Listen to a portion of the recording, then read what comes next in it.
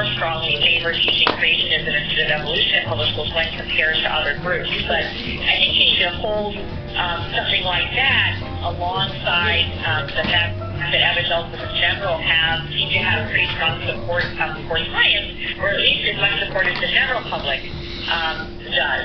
So we also found that there's really no appreciable difference between evangelicals and other portions of the general population, say, in the likelihood of asking a scientist a question about science. In general, Americans are not hugely likely to do that, 14%, but are likely to go with an actual living scientist with a question about science.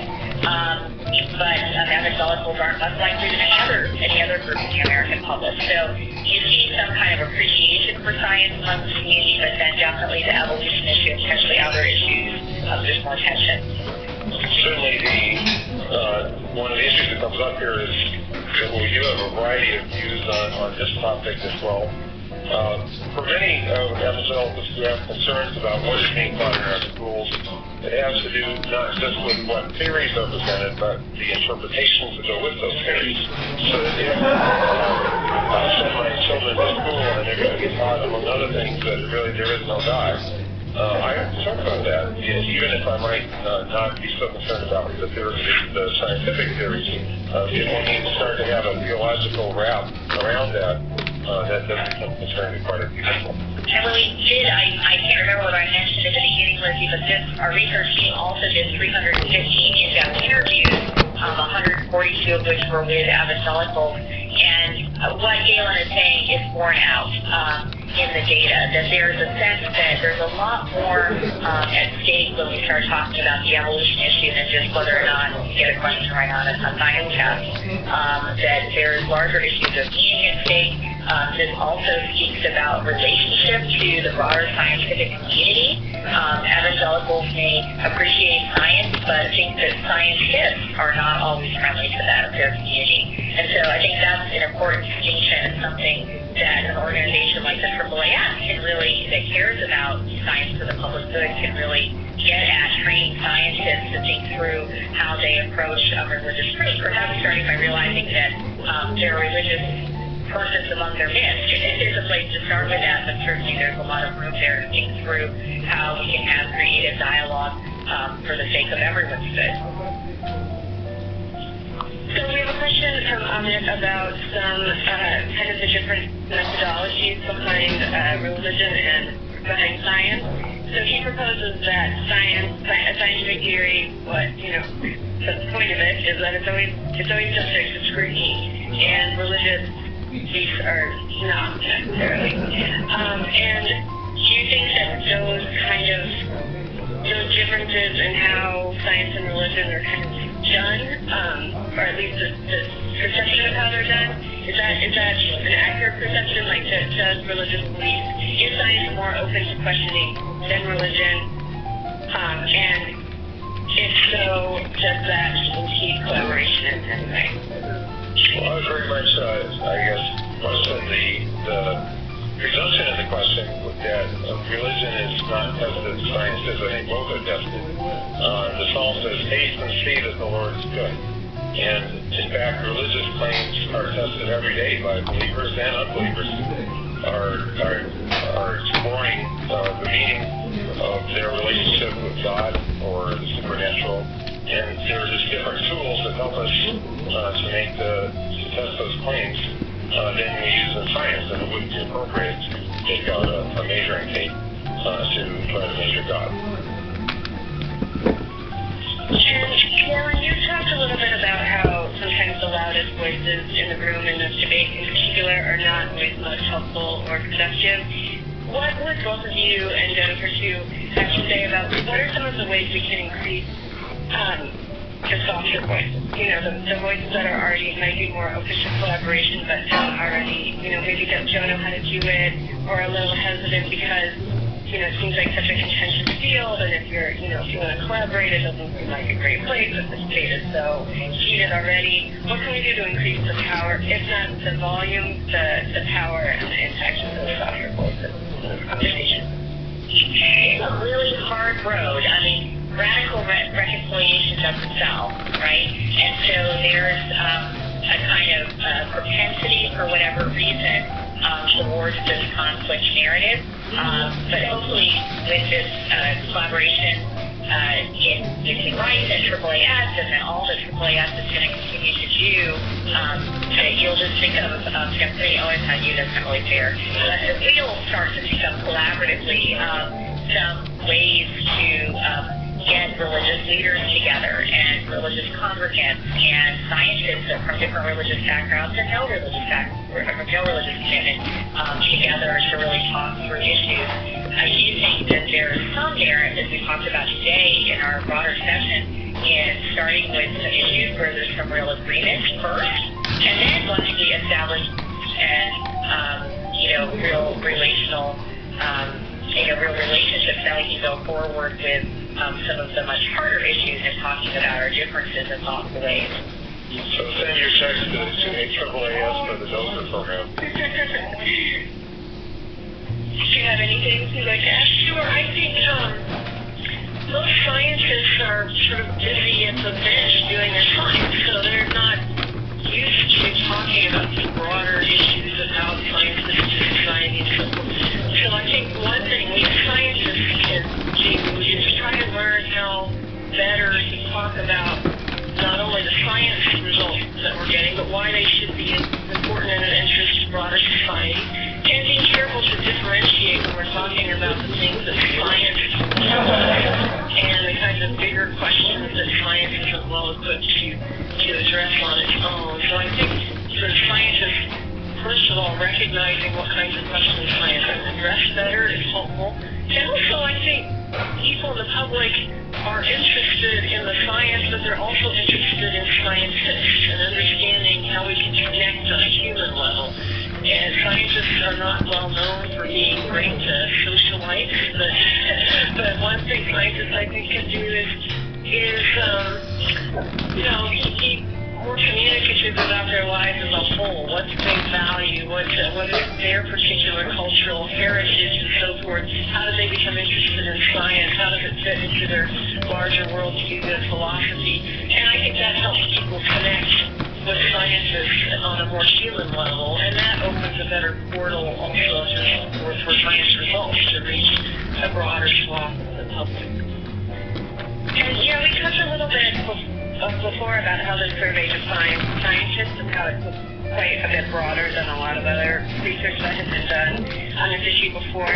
So how does it, and you think it's expanding, and the definition, I think a lot of people have a perception of scientists as, old men who work at Harvard, who never leave their lab and don't get out, sit there, talk to the community, and what they do don't make any sense.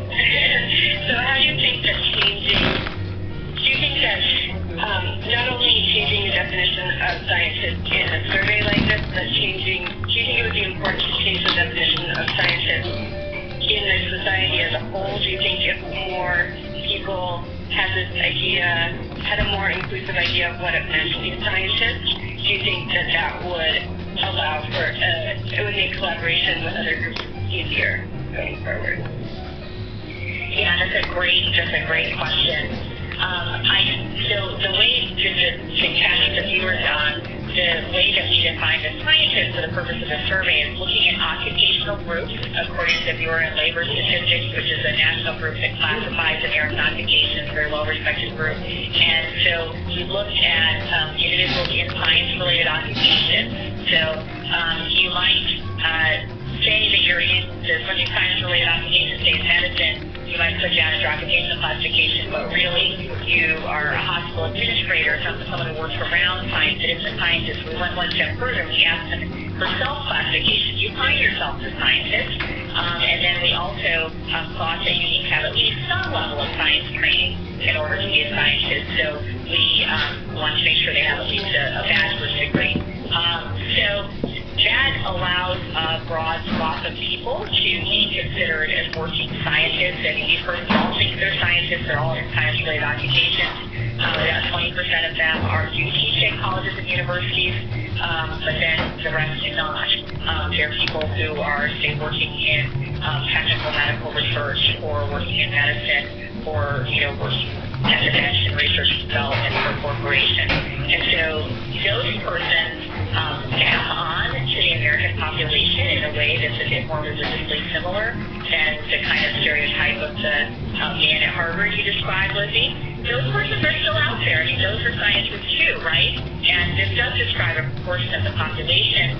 But if we describe the population a little bit better, I think we'll also be able to have a little bit better connection to a broader group of people in American society.